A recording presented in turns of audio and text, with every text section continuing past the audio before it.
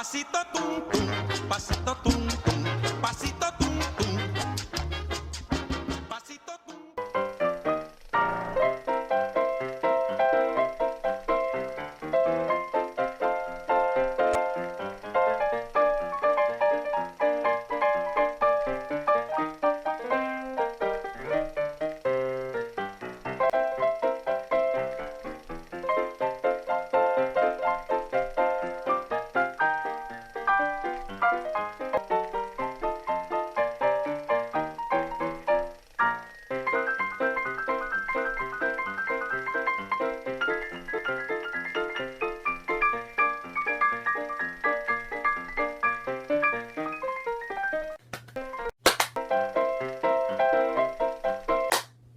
La.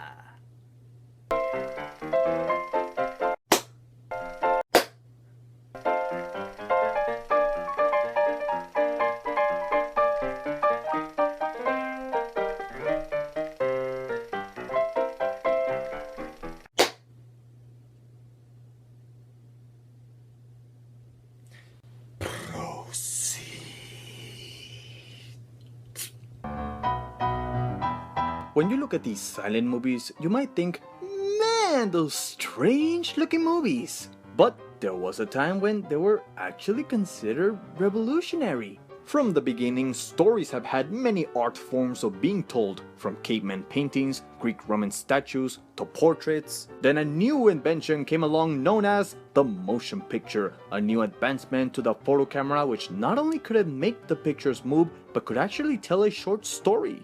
As the industry became much bigger, so as well did the motion pictures become more epic, more ambitious, and more cinematic, leading to a golden age from the Cold War to heroes to an advanced era. All the way to running out of ideas and just remaking everything because nothing is sacred now these days. If you're not used to this type of film, you might get lost and not know what's going on. So, am I used to this type of movie? No. But I'll give it a try then, and what better way to tackle an era than its most popular actor of its time, Charlie Chaplin's own Gold Rush.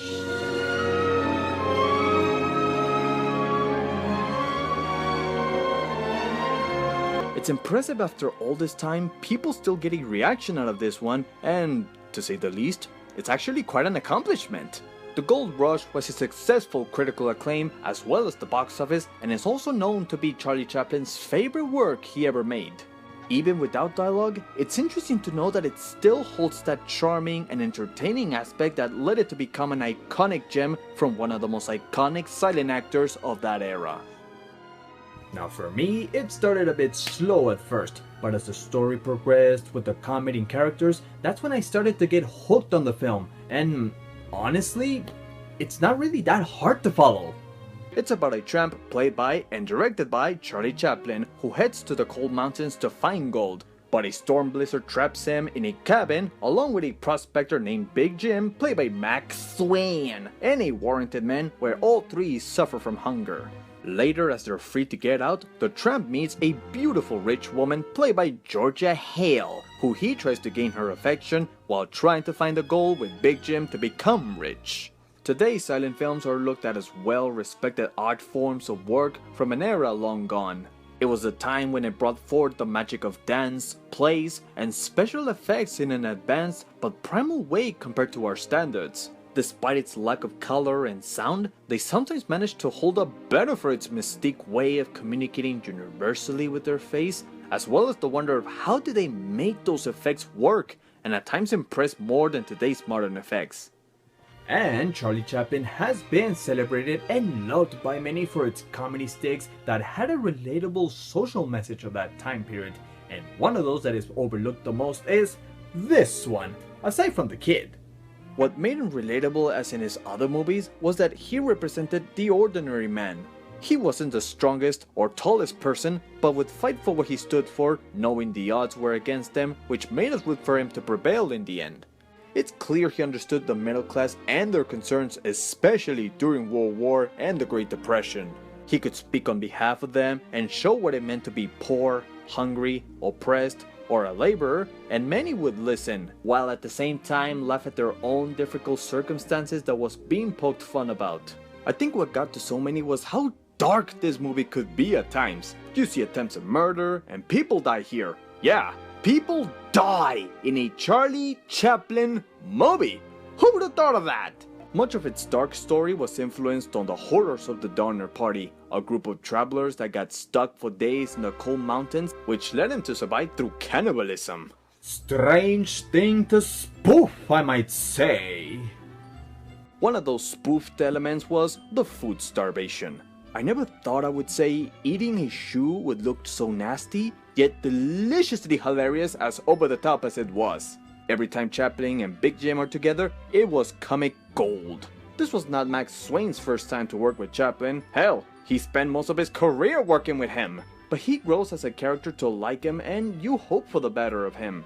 That is until he starts making creepy pedophile faces like that. They don't spend much time together, but when they are, it's pure entertainment. People still laugh at Big Jim imagining Chaplin as a chicken while trying to eat him alive. Well, in today's standards, that would be as imagining someone as a Big Mac. As the story progressed, I found it interesting that it evolved into a love story, which I thought it would be a time consumer. We all know she's going to end up with the tramp and not the bully boyfriend, so why hold our suspense of disbelief? To my surprise, the romance subplot is actually not that bad. The female lead is not portrayed as a generic damsel in distress. She's kind and nurturing, but doesn't let be a pushover. She's feisty and independent. And to see a strong female character interact with a humbling man was very charming at times. As a silent film, it's filled with many images and expressions that stay with you. This picture alone, where everyone has a dancing partner while the tramp is just standing there alone, watching, is very moving. Her reaction when she and the bully had a mean game for the tramp, only to discover that he was waiting for her to have dinner. Her facial expression tells everything, from determination to later feeling ashamed. The dancing bumps are a classic. It's witty, creative, and charming, until he starts smiling. I don't buy that smile. I mean, he looks like he has some creepy agendas going around.